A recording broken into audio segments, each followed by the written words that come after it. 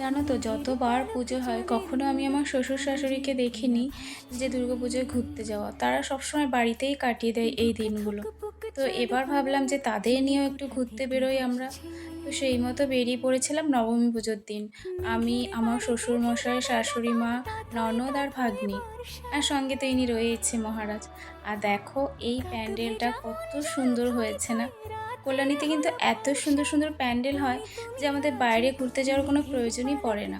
আমরা কিন্তু অনেকটা রাত করেই এবার ঠাকুর দেখে বাড়ি ফিরেছিলাম, প্রায় 1:30টার দিকে।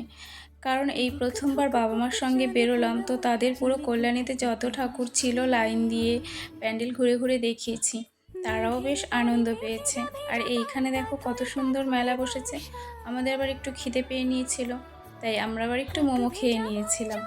আর এই প্যান্ডেলটা দেখো, হয়তো ছোট কিন্তু কত সুন্দর লাইটিং। আর এইটা হচ্ছে ফাইনালি রথতলা প্যান্ডেলটা। আমরা তো ভেবেছিলাম সেদিন প্রচণ্ড ভিড় থাকবে, কিন্তু জানো তো একটুও ভিড় ছিল না। আর প্যান্ডেলের ভেতরটা দেখো কত সুন্দর লাগছে দেখতে, সত্যিই ভীষণ দারুণ হয়েছে এই প্যান্ডেলটা। তারপর আমরা মায়ের প্রতিমা দর্শন করে বেরিয়ে গেলাম মন্দির থেকে। আর জানো তো, এই প্রথমবার দেখলাম যে আমার শ্বশুর শাশুড়ি দুজন এত সুন্দর হাত ধরে হাঁটছে। আমি আবার সেটা ভিডিও করতেই অমনি তারা লজ্জা পেয়ে ছেড়ে দিয়েছে।